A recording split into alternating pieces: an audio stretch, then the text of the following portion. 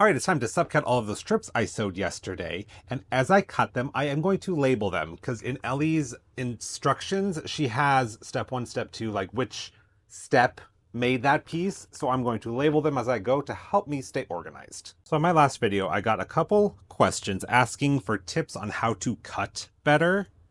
So a couple things, you'll need a good rotary cutter, and it's always good to have a fresh blade in here.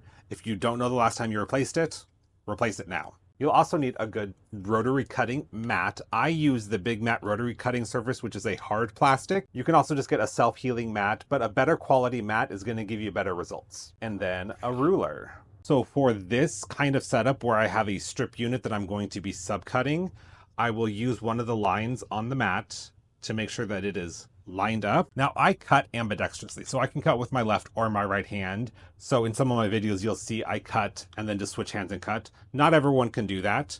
So whichever hand you're more comfortable with, make sure that your rotary cutter works in that hand. This one is universal. It can go either way, which is why I love it. This is from Grace Company, the True Cut rotary cutter. First thing we're going to do is square up this end.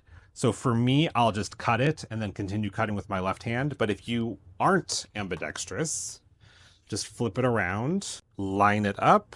And then I like to use the lines on the mat to help me get a nice 90-degree cut. Now, if you have trouble with your ruler slipping, you can get like ruler grips to go underneath. Or somewhere in this room, I have a 5-pound hand weight. I also have this old iron that weighs about 3 pounds. If you put that at the end of your iron as you're cutting, it's going to keep it from slipping.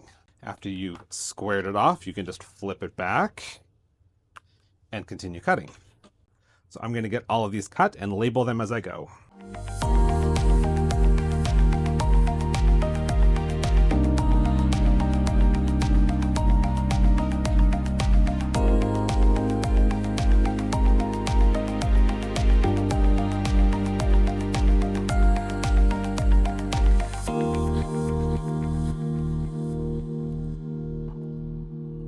All right, I am officially caught up with week 2. So next week, I think we're going to start on the star blocks, but I'm going to wait for Ellie's email and then follow her instructions.